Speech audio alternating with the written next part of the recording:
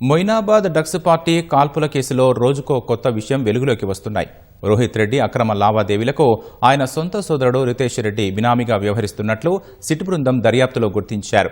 Party వ్యవహారంలో రితేష్ రెడ్డి పాత్ర కేవలం అతిథిగా మాత్రమే లేదని, మాజీ ఎమ్మెల్యేకు సంబంధించిన అనేక ఆర్థిక వ్యవహారాలను, ఆస్తులను రితేష్ తన పేరు మీద నిర్వహిస్తున్నట్లు ఆధారాలు లభించాయి. డ్రగ్స్ నెట్వర్క్తో సంబంధమున్న వ్యక్తులతో జరిపిన లావాదేవీల వెనుక రితేష్ రెడ్డి కీలకంగా వ్యవహరించినట్లు పోలీసులు అనుమానిస్తున్నారు.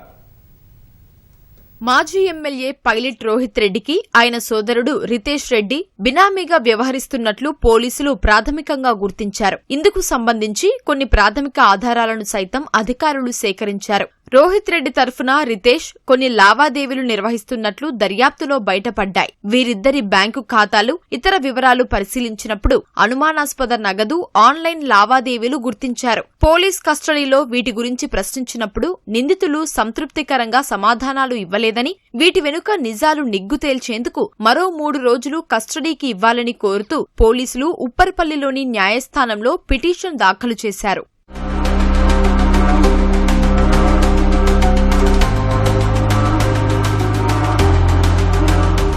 రోహిత్ రెడ్డి, ఆయన సోదరుడు రితేష్ రెడ్డి, ఢిల్లీ వ్యాపారి నమిత్ శర్మను పోలీసులు ఈ నెల 15న అరెస్టు చేసి 2 విడతల్లో 6 రోజుల పాటు కస్టడీకి తీసుకుని విచారణ జరిపారు. మరో 3 రోజులు కస్టడీకి ఇవ్వాలంటూ శనివారం పిటిషన్ దాఖలు చేశారు. సోమవారం వాదనలు వింటామని న్యాయమూర్తి వాయిదా వేశారు. ఈ సందర్భంగా నిందితులు విచారణకు సహకరించడం లేదంటూ పోలీసులు పిటిషన్లో పేర్కొన్నారు. ఈ నెల 1 నుంచి 3 రోజులు కస్టడీకి తీసుకుని విచారించిన 3 నిందితులు ఏమాత్రం సహకరించడం లేదని కస్టడీ పిటిషన్లో పేర్కొన్నారు. డ్రగ్స్ ఎలా వచ్చాయి, ఎవరు అందించారు, లావాదేవీలు ఎలా జరిగాయి, ఇతరుల ప్రమేయం గురించి ప్రశ్నిస్తే సమాధానాలివ్వకుండా తప్పించుకోవడానికి ప్రయత్నిస్తున్నారని పిటిషన్లో వెల్లడించారు. కొన్ని ప్రశ్నలకు పొడి సమాధానాలిస్తున్నారు. డ్రగ్స్ పార్టీల కోసం ఎక్కడికి వెళ్లారు, హోటల్ బుకింగ్ల గురించి లోతుగా ఆరా తీసినా పూర్తి వివరాలు ఇవ్వడం లేదని కస్టడీ పిటిషన్లో తెలిపారు.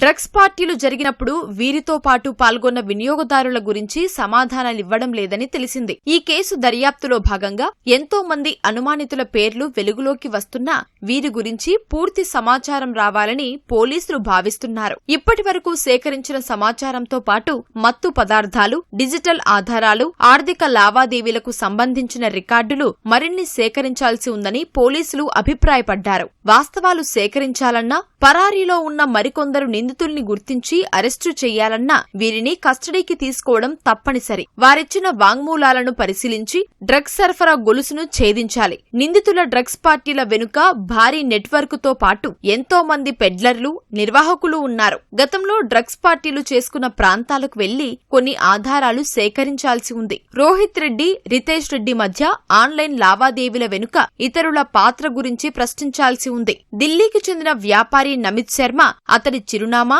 నేపథ్యం, నేర చరిత్ర గురించి సమర్పించిన ఆధారాలను తనిఖీ చేయాల్సి ఉందని, కస్టడీకి ఇవ్వాలని పోలీసులు కోరారు.